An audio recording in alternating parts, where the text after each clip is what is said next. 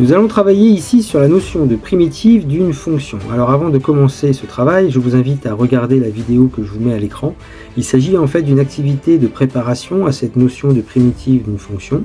Nous avons vu déjà quelques exemples et puis on a commencé aussi à poser le problème.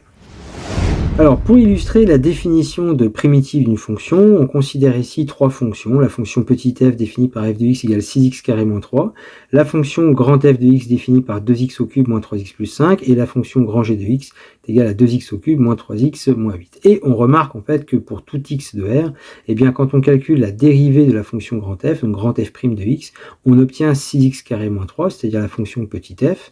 La fonction grand g, lorsqu'on la dérive, donc la dérivée de g de x, g' de x, c'est aussi 6x carré moins 3, c'est-à-dire on retrouve encore la fonction petit f. Et on dit alors que les fonctions grand f et grand g sont en fait des primitives de petit f sur R, puisque leur fonction dérivée correspond en fait à la fonction petit f qui était donnée au départ. Et donc, en définition, nous aurons que si petit f est une fonction définie sur un intervalle, eh bien une primitive de petit f sur i, qu'on note généralement avec des lettres majuscules, donc une fonction grand f est une primitive de petit f sur i, si bien évidemment grand f est dérivable, et surtout si la dérivée de grand f, donc grand f' de x, correspond à la fonction petit f de x. Et donc une remarque qui va nous amener justement sur un théorème, le théorème qui va donner les primitives d'une fonction. On remarque par exemple que par rapport à notre fonction grand f et notre fonction grand g, il y a quelque chose de similaire et en même temps il y a une différence. Ce qui est différent, et vous le remarquez certainement, eh bien c'est juste la constante. Et nous arrivons alors sur le résultat suivant, notre théorème, qui nous dit la chose suivante. Lorsque nous avons une fonction grand f qui est une primitive de petit f, eh bien toutes les autres primitives de cette fonction petit f seront des fonctions définies sur i par g de x sera alors égal à, on retrouvera notre fonction, notre primitive, mais ce qu'on appelle à une constante près, c'est la constante en fait qui va être différente. Et donc en remarque, nous aurons le fait que sur un intervalle, eh bien deux primitives diffèrent en fait d'une constante.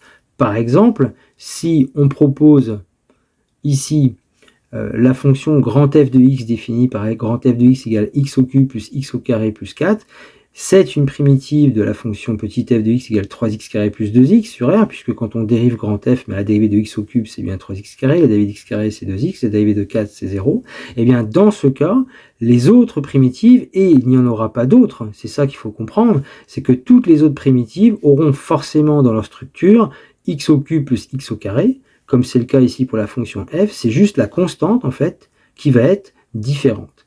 Donc toutes ces fonctions définies par g de x égale x au cube plus x au carré plus k, avec k une constante réelle, eh bien ce sont les primitives de notre fonction petit f sur R.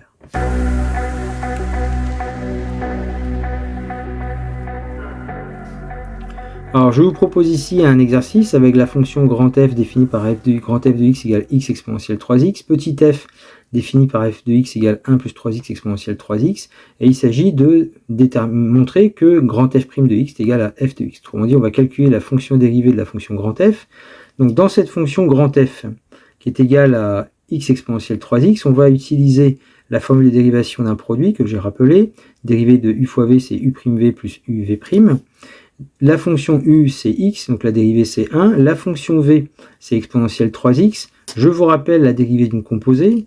Dérivée d'exponentielle u, c'est u' exponentielle de u. Donc la dérivée d'exponentielle 3x, c'est 3 exponentielle 3x. Et donc, au niveau du calcul de la dérivée de la fonction grand f, on aura u'v plus u fois v'. On factorise directement par exponentielle 3x, et on obtient exponentielle 3x facteur de 1 plus 3x, qui correspond bien à la fonction petit f. Donc autrement dit, la fonction grand f est une primitive de petit f sur R. C'était l'objet de la question, de la deuxième question. Que peut-on en déduire pour cette fonction? C'est une primitive de petit f sur R. Et je rajouterai que du coup, les primitives de petit f sur R sont les fonctions définies par grand g de x égale x exponentielle 3x plus une constante, avec k appartenant, donc k étant une constante réelle.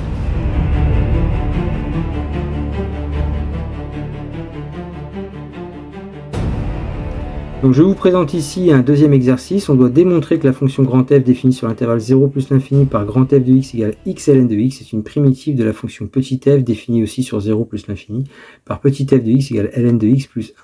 Donc notre fonction grand f, on va calculer directement sa fonction dérivée. Donc grand f de x c'est x ln de x, donc c'est de la forme u fois v, comme dans l'exemple précédent. Donc on aura u', ça c'est dérivée de x c'est 1, u'v plus u fois v', en sachant que la dérivée de ln de x, eh bien c'est 1 sur x. Ce qui nous fait ln de x plus 1, on récupère bien la fonction petit f. Donc grand f est bien une primitive de petit f sur l'intervalle 0 plus l'infini. Et ensuite, je terminerai en disant que, de ce fait, les primitives de cette fonction petit f définie par f de x égale ln de x plus 1, eh bien, les primitives sont les fonctions définies par g de x égale x ln de x plus k, avec k appartenant à R.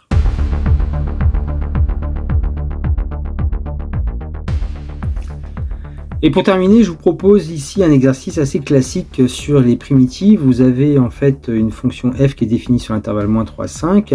La courbe qui est ici à droite correspond à une primitive grand f de cette fonction petit f. Et donc il est demandé parmi les deux courbes présentées, la courbe 1 ou la courbe 2, laquelle des deux correspond à la courbe en fait de notre fonction petit f.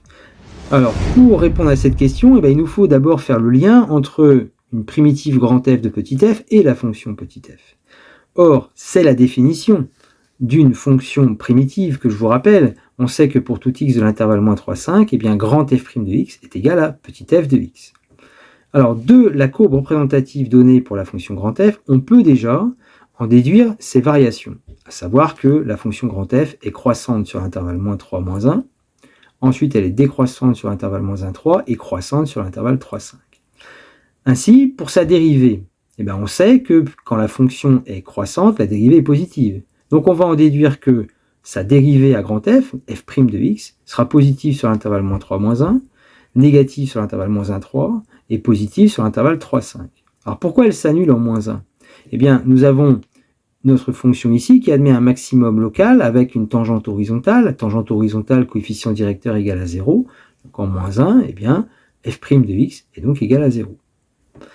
En 3, même phénomène, ici on est sur un minimum local avec une tangente horizontale, coefficient directeur égal à 0, donc en 3 nous avons aussi 0. Ici nous obtenons donc le signe de f' de x, grand f' de x. Mais comme on vient de le dire, grand f' de x c'est la fonction petit f, c'est f de x. Donc au final, nous avons obtenu le signe de petit f. C'est-à-dire que la fonction petit f doit être positive entre -3 et -1, négative entre -1 et 3 et positive sur l'intervalle 3, 5. Laquelle des deux courbes correspond à un tel tableau de signes? La 1 ou la 2, c'est la numéro 1, puisque en -1 ici, l'image vaut 0, en 3, l'image vaut 0, après 3, on sera sur des images positives, avant -1, on est sur des images positives, et entre -1 et 3, on sera sur des images négatives. Ce qui correspond bien à notre tableau de signes, la fonction f est donc représentée par la courbe numéro 1.